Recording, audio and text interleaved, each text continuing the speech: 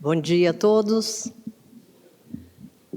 Nosso acolhimento fraterno e que estejamos sempre ao lado de Jesus para nos fortalecer, nos ajudar a compreender e colocar seus ensinamentos em nossa vida.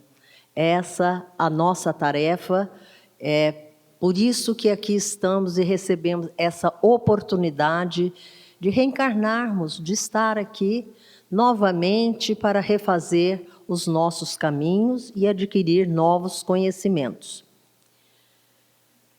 O capítulo 16 do Evangelho segundo o Espiritismo, que tem o título Não se pode servir a Deus e a Mamon, foi dividido em 3 partes para que melhor pudéssemos refletir a respeito da verdadeira função dos bens materiais em nossa vida e o melhor emprego que se deve dar à riqueza. Nosso estudo de hoje encerra esse capítulo e vamos abordar 2 importantes passagens do Evangelho registradas pelo evangelista Lucas, que também nos trazem importantes reflexões sobre a utilidade da riqueza e o desprendimento dos bens terrenos. Na primeira passagem, Lucas nos lembra que certa vez Jesus contou a seguinte parábola. Havia um homem muito rico, cujas terras haviam produzido extraordinariamente naquele ano. Devia ser do agronegócio, né? Da época, com certeza. E ele se perguntava, o que vou fazer com essa safra enorme? Já não tenho lugar onde possa guardar tudo que vou colher. Então, resolveu que iria derrubar alguns celeiros que possuía, pois já os considerava pequenos, e construiria outros maiores, onde poderia colocar toda a sua colheita, além de todos os bens que possuía. E ele continua pensando, né, esse homem, você terá muitos bens reservados para muitos anos. Descansa, come, bebe, ostenta, aproveita a vida sem se preocupar. Meu Deus, mas aí ele recebeu uma orientação, né? Deus falou para ele o seguinte, que imprudência sua, esta noite mesmo irão tomar sua alma. Para que servirá o que acumulaste? E Jesus encerra essa parábola dizendo, é o que acontece com aquele que acumula tesouros para si próprio e que não é rico diante de Deus. Imagine como é que esse homem deve ter ficado, né? Acumulou e foi inspirado que, por que você está achando que você vai ostentar, vai ter uma vida calma? Hoje mesmo à noite, você não vai estar mais com seus bens, né? Então vamos pensar o que Jesus quis ao contar essa parábola. Em sua didática perfeita, ele ilustrava de uma forma para que facilitasse a compreensão daqueles que sempre estavam ao seu lado e procuravam segui-lo. E seus ensinamentos são atemporais. O que quer dizer isso? Para todas as épocas. E por isso são sempre muito atuais. Em nenhum momento aquele homem possuidor de tanta riqueza pensou em beneficiar outras pessoas da sociedade em que vivia, partilhando o que possuía e certamente nem com aqueles que haviam trabalhado tanto para que ele tivesse aquela safra tão abundante. Por que a atitude do homem da parábola foi considerada como imprudente? Porque ele não fez nenhuma reflexão e demonstrou avareza, mesquinhez, numa demonstração de falta de generosidade, apego excessivo a tudo que possuía. Ele estava somente preocupado em acumular, em guardar, sem ao menos pensar que poderia estar bem perto de desencarnar. Iria deixar tudo que havia valorizado tanto. Mas sabemos que a vida continua e certamente, de regresso ao plano espiritual, ele iria fazer uma avaliação de sua vida na Terra e, na época certa, lhe seria oferecido outra oportunidade em nova reencarnação. Ele queria realmente refazer depois os enganos que ele tinha feito aqui. Isso acontece com todos nós. Essa parábola é muito atual, né? Será que na nossa vida atual, a gente vê essa ostentação, esse exagero de acumular, de querer cada vez mais e mais? Será? Será que essa parábola de Jesus está fora de época? Você está achando que não, né? Você já fez assim com a cabeça. Isso mesmo, está muito atual, porque devido à materialidade que nós sofremos quando reencarnamos, a gente tem que lutar muito pelo equilíbrio, para cuidar das coisas materiais, mas também não esquecer que somos espíritos e cuidar da saúde espiritual, não só da saúde física e da saúde mental. Tem outra passagem do Evangelho que nos lembra que, em uma de suas inúmeras caminhadas, Jesus havia entrado na cidade de Jericó, aquela mesma do samaritano. Ele andava pelas ruas, nela vivia um homem chamado Zaqueu. Quem era o Zaqueu? Ele era o chefe dos publicanos e um homem riquíssimo. Ele procurava ver Jesus, que já era muito conhecido por toda a região, pelo que ele ensinava, curava. Ele ficou curioso. Quem é este homem que eu não conheço ainda? Ele queria saber, mas não conseguia atravessar aquela multidão, porque ele era muito pequenininho, ele era muito baixinho. Então, o que ele fez? Correndo adiante, ele viu Jesus está vindo, ele subiu numa árvore para esperar que ele iria passar sobre aquela árvore. Foi o que aconteceu. Mas quando Jesus passou sob aquela árvore, Jesus olhou para cima. Imagina a percepção de Jesus, ele já sentiu o que aquele homem estava, não apenas olhando para ele, mas buscava algo mais, né?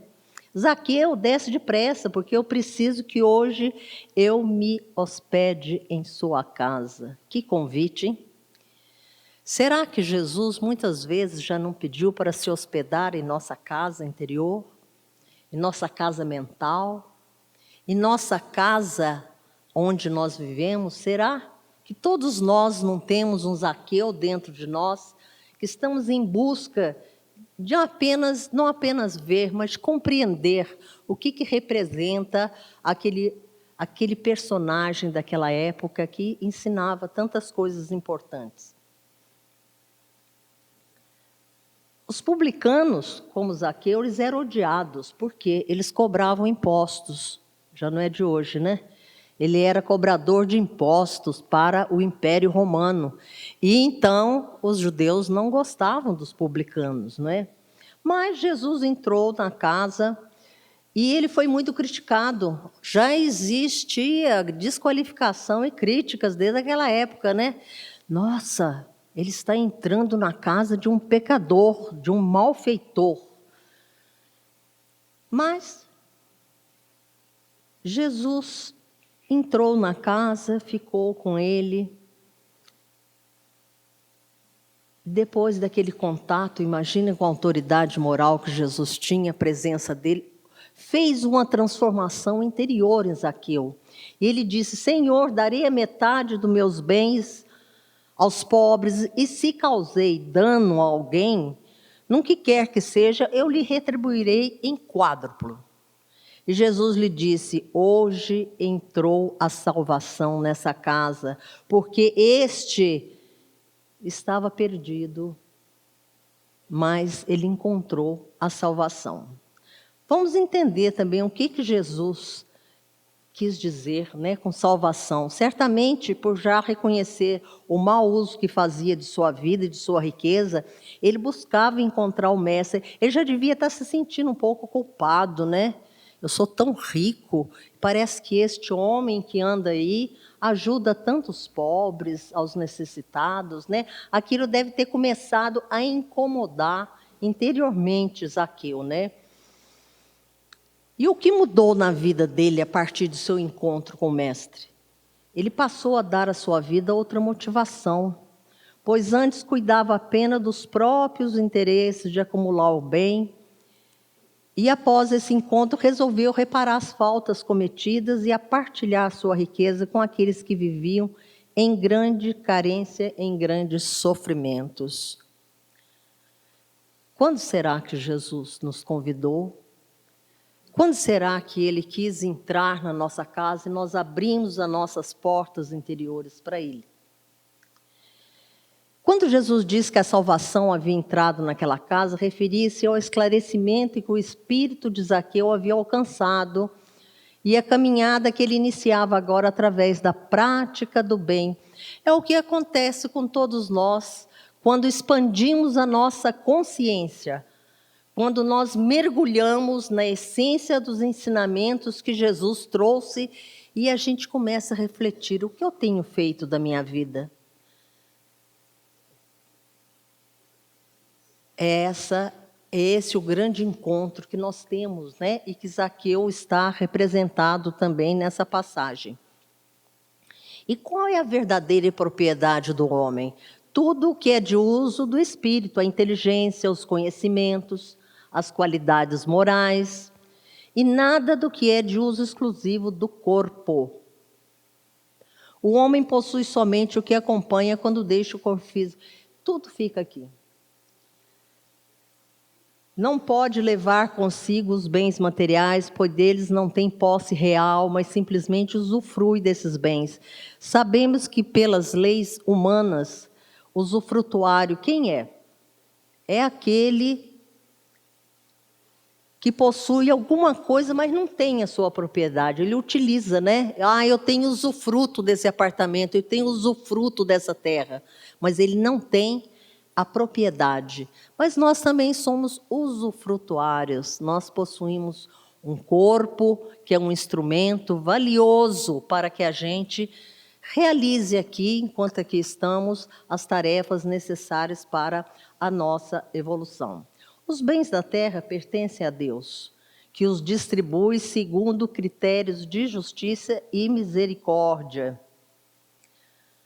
Nós sabemos que contas são perdidas de todo o dinheiro mal ganho. Nós somos imediatistas, a gente acha, eu não vejo acontecer nada, as pessoas estão tão bem aí, adquirindo bens, mansões, viagens, estão vivendo bem. Eu não tenho isso, quantos não têm? Será que esse é um pensamento equivocado? Nós temos sim direito aos utilizar de todos os recursos materiais que são oferecidos em nossa época. Mas de que forma? Como nós utilizamos? Quando pensamos sobre o desprendimento dos bens terrenos, podemos perguntar: será que esbanjar a riqueza, o dinheiro, não seria uma manifestação de desprendimento e generosidade? Eu gasto, tudo que eu tenho eu gasto, eu ganho muito dinheiro, eu sei como adquirir, eu sou inteligente. Não. É uma atitude que, além de egoísta, revela irresponsabilidade, descaso e indiferença para com o próximo, para consigo mesmo, pois chegará o dia em que irá responder pelos seus atos imprudentes. O desapego dos bens terrenos consiste em apreciá-los no seu justo valor. Esse é o verdadeiro desprendimento. Se a riqueza provém de família, ou através do trabalho honesto, jamais deve ser esquecido que tudo vem de Deus e volta para Deus. Verdadeiramente não possuímos nada nesse mundo. Vejamos quantas fortunas foram dilapidadas, quantas famílias milionárias perderam tudo num piscar de olhos. Transmitir os bens que se adquiriu durante a vida, quem desejar, seja família ou não, é legítimo. Mas não representa nenhuma garantia que serão preservados ou bem utilizados por quem por eles foram beneficiados, não é verdade? Muitas vezes, os avós, os pais, deixam fortunas para os filhos, que resolve dilapidar depois, não dão continuidade para continuar desenvolvendo o que foi criado na família e para beneficiar os outros. Pensemos no nosso corpo físico, ele é um equipamento perfeito, sim, extremamente bem construído que temporariamente utilizamos para manifestar e realizar tarefas. Cabe a cada um de nós cuidar dele o melhor que puder, mas um dia ele também retornará à natureza. Por mais que a gente queira conservar, e a gente vive uma época hoje da extrema necessidade de se preservar excessivamente o corpo físico, né? Cuidar é uma coisa. Claro que nós cuidamos de uma forma diferente dos nossos avós, tem ótimos recursos de saúde, né? Mas e o excesso? Não é? Vai chegar um ponto em que o nosso corpo não suporta as atividades que nós devemos fazer aqui. Aí a gente volta para o plano espiritual e, refletindo sobre isso, concluímos que a única propriedade verdadeira é aquela que está vinculada aos bens espirituais. Será que nós cuidamos da parte espiritual nossa? Ou só lembramos da parte espiritual quando estamos com problemas? Seja físico, seja material, que a gente lembra de pedir, não é? Será? Será que quando a gente está bem, as coisas estão equilibradas na nossa vida, que nós temos momentos maravilhosos na nossa vida? Será que nesses momentos a gente fala, eu mereci passar por tudo de bom que eu tenho? Que bom. Se você trabalhou honestamente, está usufruindo, ótimo. Mas a vida tem altos e baixos. Então a gente precisa viver com equilíbrio, sabendo que temos direito, sim, a tudo de bom, mas de que forma? Então, do nosso estudo de hoje, podemos ter as seguintes reflexões. A aquisição de bens materiais, a riqueza, o conforto, o dinheiro, não são prejudiciais ao nosso crescimento e ao nosso desenvolvimento pessoal e espiritual, mas a maneira de desejar, de viver e de usufruir é que faz a diferença, não é? Muitas vezes, quando você tem a possibilidade de ganhar uma grande quantia, as pessoas falam, e se eu tirar essa quantia, eu vou ajudar a família, eu vou fazer isso. Depois que recebe, tem que aproveitar. Quero ser feliz, quero aproveitar. Sim, continue a usufruir, mas pense também de que forma que você vai utilizar. Pela reencarnação, nossas posições durante nossa experiência terrestre se modificam e podemos experimentar os dois lados, a riqueza e a pobreza, pois ambas são necessárias. Será que a gente pensa que a riqueza é uma aprovação difícil? Não é não. Imagina, ter muito dinheiro é a melhor coisa do mundo, é porque abre as portas para tudo nessa vida. Você não tem limite. E as facilidades, você vai de encontro a tudo aquilo que te dá alegria e felicidade imediata. Mas não é bem assim. Nada do que é material nos pertence, mas os bens fazem parte do espírito. Nós espíritos é que são eternos. E muda, né? Da reencarnação eu venho de uma forma, depois eu experimentar outra situação. É assim que nós vamos evoluindo e valorizando coisas que a gente muitas vezes nem presta atenção. E nossas escolhas determinam a forma de construção de nosso futuro. A gente fala muito em livre-arbítrio, né? É uma palavra hoje que a gente escuta muito. O que é isso? Sou livre, eu escolho o que eu quero. Quem manda na minha vida sou eu escolho tudo. Será? Será que nós usamos bem a liberdade, que esse livre-arbítrio nós utilizamos bem? A criança também tem liberdade de muitas escolhas já, não é? Mas será que ela faz boas escolhas sempre? Não tem alguém que vai direcionar, isso aqui não está bem ainda? É assim que nós estamos ainda numa infantilidade espiritual. A gente quer rapidamente tudo. E muitas vezes nós não temos ainda condições de administrar as coisas, os recursos que nos são oferecidos. A gente utiliza mal. O carro não é uma coisa boa? Mas ele pode ser também uma coisa muito difícil, conforme eu vou utilizar. Eu posso desgastar ele muito rapidamente, conforme eu vou dirigir. Eu posso prejudicar os outros, pode prejudicar a minha família. Então, os recursos materiais, eles são importantes na nossa vida, mas é a forma como nós utilizamos. A tecnologia, que todos nós falamos muito hoje em dia, fala do celular, porque a tecnologia veio e está muito... Não, ela veio para ajudar.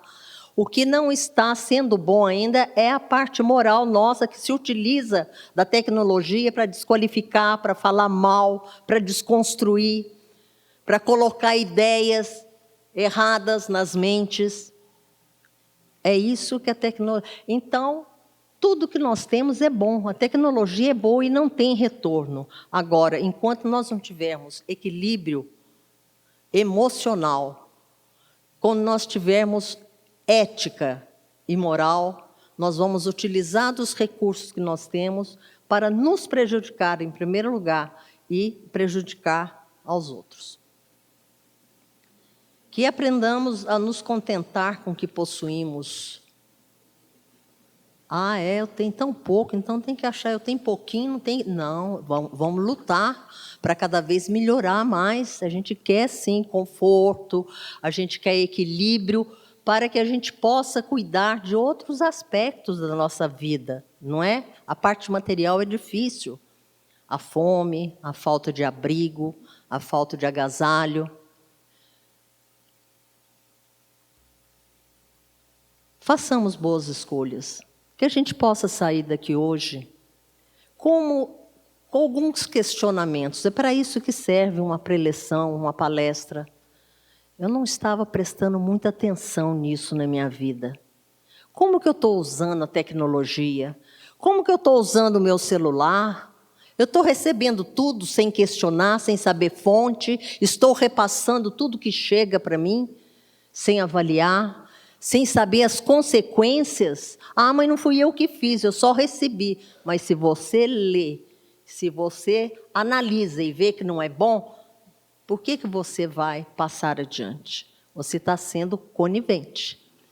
Então, não só a atitude que a gente faz diretamente tem consequência. Quando a gente também concorda com aquilo que não é bom, a gente passa a ser conivente. Que a gente pense... Não se pode servir a Deus e a Mamon, né? Jesus falou. Aonde que eu estou dando atenção excessiva?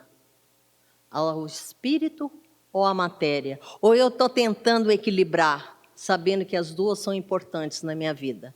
Essa é a reflexão da nossa passagem do Evangelho e dos ensinamentos de Jesus. Um bom dia para todos nós, que possamos procurar colocar em nossa vida, no nosso dia a dia, esses conceitos que aos poucos vão sendo relembrados ao nosso espírito e da responsabilidade que nós temos. A responsabilidade é individual. No plano espiritual não adianta falar, eu não sabia, é porque me obrigaram a fazer isso, eu entendi assim. Não, você tem inteligência, você tem vontade. Então, você vai ser responsável por você e pelas consequências dos seus atos, para você e para todos com os quais você compartilha a sua existência. Muito obrigada.